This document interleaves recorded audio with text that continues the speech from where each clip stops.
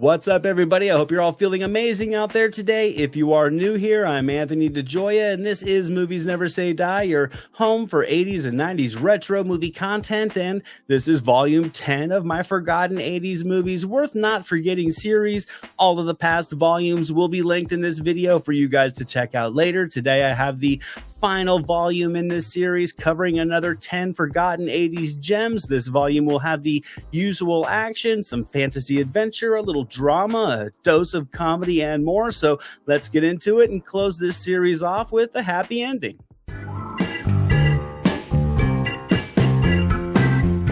Getting this volume started is a straight-up action flick from 1989 about a human killing machine. He was taught to stalk, trained to kill, programmed to destroy, and he's played by their rules up until now in Red Scorpion, starring Dolph Lundgren, Al White, and M. Emmett Walsh from director Joseph Zito.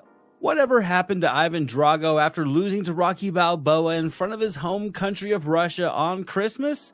Well, he retired the gloves and became a one-man army in a film that admittedly does work itself down the 80s action movie cliche checklist. Red Scorpion really brings nothing new to the table, but Lundgren is still able to carry this formulaic action movie with more than enough energy and gusto to make it a thrilling ride of explosions and gunplay and human feats of strength. Lundgren's chiseled out here like a walking action figure, and while the fight scenes may all feel a bit generic, Lundgren's hulking stature is able to ramp up the thrills while dispensing an army of men scene by scene. This movie was also shot out on location, so it does pull you out into another time and place, which all adds to the escape this forgotten little action thriller can still deliver. Coming up next is a movie that delivers a little bit of it all when a fortune hunter is hired to find a professor that's been lost deep in the African jungle during the 1900s, and J. Lee Thompson's King Solomon's Mines, starring Richard Chamberlain, Sharon Stone, and John Rhys Davies. King Solomon's Mines was a product of Cannon Films, which wanted to clearly jump on the adventure film wave after the massive success of Raiders of the Lost Ark. Now, this movie clearly aims to amplify the humor because it's almost a parody of the genre, so it's natural some of the jokes do come off cheesy, as do some of the directions the story goes. But if you just want to sit back for a time period international adventure that leans more into the laughs than it does compelling journey layers, then King Solomon's Mines is a riot of action and mindless humor. I think Chamberlain and Stone, they are a capable duo. They don't really light the screen on fire together, but they do carry the film effectively enough to take the ride with their characters. Critics really did hate this movie, and I'll admit the film should have leaned much more into the slapstick humor, so its intentions were more clear. And sure, this one isn't as good as the Indiana Jones movies or the Romancing the Stone films in terms of treasure hunting adventures, but it still provides enough fun for a fun family night at home with a movie.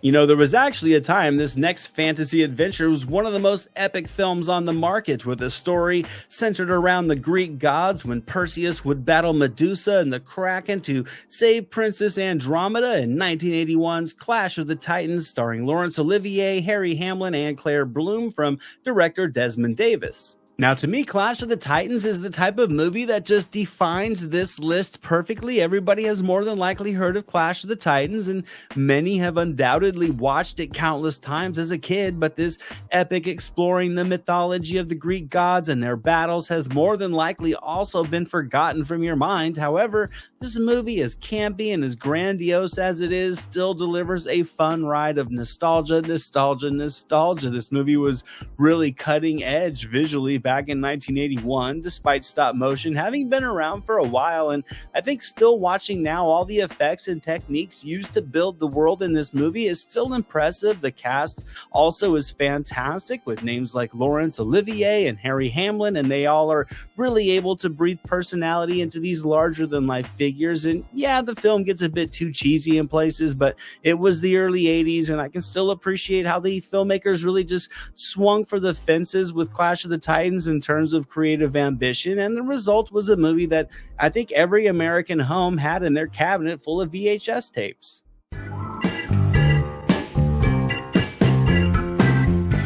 We're jumping into the genre of comedy for this next little forgotten gem about a trio of punk lovers who experience deathly but comical adventures when they decide to move out to Los Angeles in 1987's Dudes, starring John Cryer, Daniel Roebuck, and Flea from the Red Hot Chili Peppers, from director Penelope Spheris. The 80s was known for pumping out some of the strangest films in cinematic history, and to me, one of them that would be at the top of the list is Dudes from 1987, a punk rock western comedy that I really can appreciate for going all in on its wild humor. The movie does get a little dumb in places even for its time, but Dudes is a comedy that really succeeds more than it fails. It's a road trip comedy with just non-stop absurdist humor, ridiculous scenarios, and bursts of amusing action, all of which just blends with the high energy music to make this little indie movie a great time for those wanting to just have a mindlessly eccentric escape with the film. The performances overall are pretty solid. The chemistry between the cast is effective as well, and there are plenty of little side characters popping in to really keep the pace moving nicely. Not everything in Dudes works, and its lack of budget does show itself in places, but overall, I really do appreciate the movie for the wildly dark but still kind of lighthearted adventure that it manages to deliver.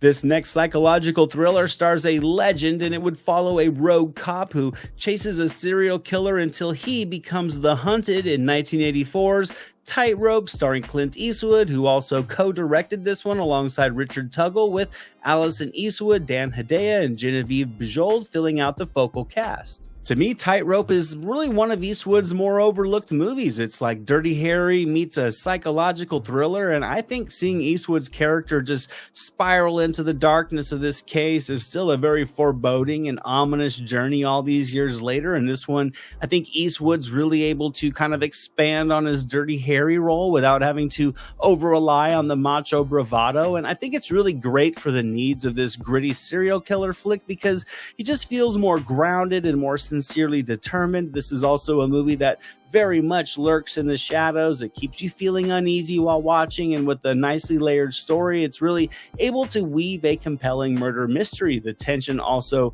I think, is able to kind of elevate evenly throughout, resulting in a satisfying final act. And sure, Eastwood has delivered many flashier films with higher levels of gusto, but Tightrope is the perfect movie for a rainy night at home with the lights off and a bowl of popcorn.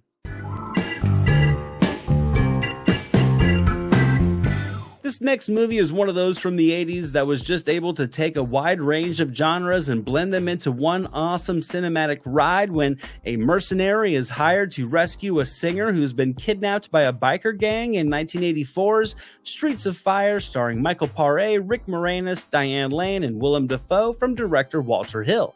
This is another of those movies to make the list that is without question one of a kind, as Streets of Fire takes the vibe and tone of an 80s musical and kind of drops it into the world of an 80s action flick. And while the juxtaposition of genres are just polar opposites, somehow Walter Hill is really able to just make it all work. He blends it into a neo-noir film filled with grittiness and seduction and bizarre intrigue. The performances are pretty raw, but I think it works for the needs of these bold and eccentric characters. The story, it is what it is. It's nothing incredibly compelling, but it's more than enough to connect the vibrant music with all the violent action to, I think, create a truly unique cinematic experience. A young Willem Dafoe comes in to deliver a menacing performance, and while the lead actor, played by Michael Paré, does feel a little bit flat, I don't think it hinders the overall entertainment that this movie can provide. And with just the detailed production design and just the skilled direction from Walter Hill and everything else going on in this movie, I think Streets of Fire has a timeless appeal.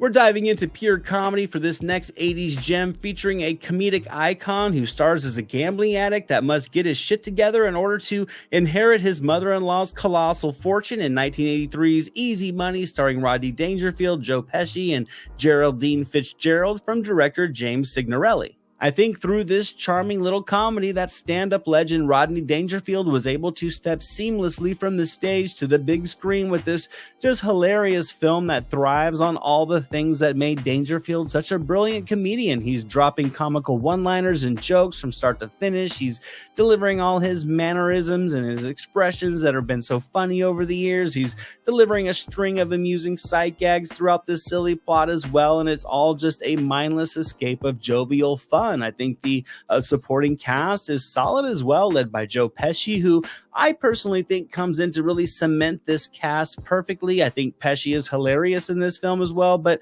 also his chemistry with Dangerfield feels very natural, and I think just the acting presence from Pesci overall was perfect for Dangerfield to be able to play off and time his humor from. Easy Money just goes wild in all the comical ways you would hope, and it's a film that I think has a surprisingly witty sense of humor that's able to just mold itself around its lead star perfectly.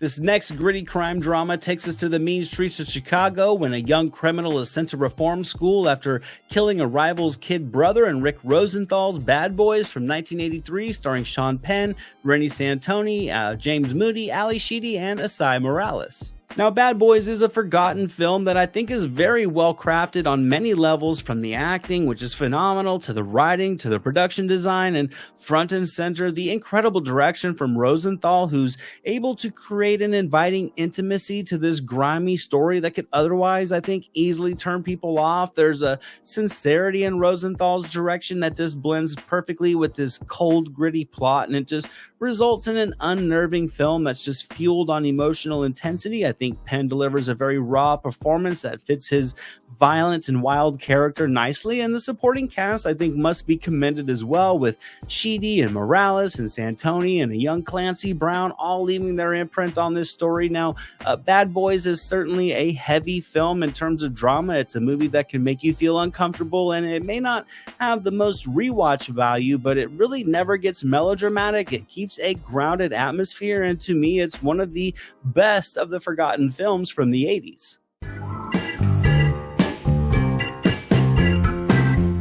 This next forgotten gem weaves from action to thrills as it follows a test pilot who flies an experimental helicopter with sinister implications in John Badham's Blue Thunder from 1983, starring Roy Scheider, Warren Oates, Malcolm McDowell, and Daniel Stern. Now, personally, I think Blue Thunder is surprisingly forgotten for as well structured as it is. The story is layered just enough to keep your attention, but it keeps from overthinking it and getting too serious, so the pace is pretty steady. It's part futuristic sci-fi thriller, part steely cop thriller. The direction, the performances, the editing, and the cinematography in Blue Thunder are also top-notch, and it, I think, results in a swiftly moving thriller filled with just thrilling and visually impressive action sequences that are still surprisingly light on the violence. Then you get Roy Scheider in the lead as the veteran cop that just begins to dig deeper for answers, who certainly molds this role around his personality. I think Scheider has this grounded charm, and it works great for this character. It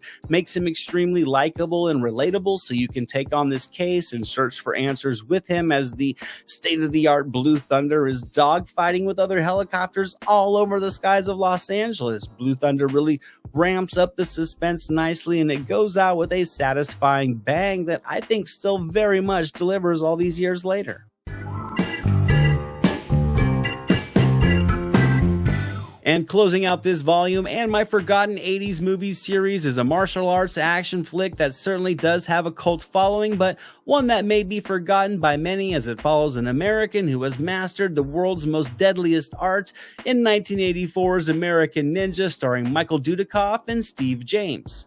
Now, this is a movie that will be known to lovers of 80s action cinema, but I think to the general population, this little gem has potentially been swallowed up by the ocean of other action flicks. The action genre really boomed in the 1980s, and American Ninja, I think, gives you a bit of it all. There's a variety to all the action, from explosive battles to violent gunplay, with, of course, plenty of martial art action. The lead role was originally intended for Chuck Norris, but ultimately would go to Michael Dudikoff, who I admit is pretty strong in the lead, despite reportedly having no martial arts training prior to being cast. I think American Ninja at its core is a full throttle action movie that I think has a very nice blend of camp and grit to it. The practical effects still hold up. The fight choreography is sound enough to create a lasting appeal, and Dudikoff is kicking ass as he should. I think Steve James is a great number 2, and this movie still kind of holds up great as a relic of the genre's past.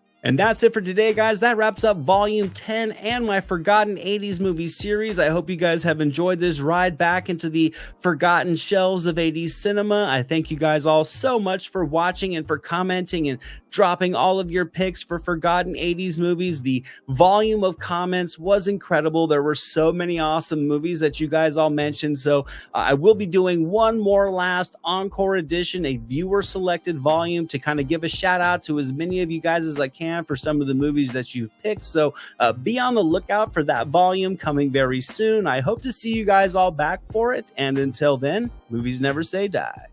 Jack Burton and the Pork Chop Express, and I'm talking to whoever's listening out there. Survive a war, you gotta become war. I suppose we have to register you as a lethal weapon. You trying to say Jesus Christ can't hit a curveball?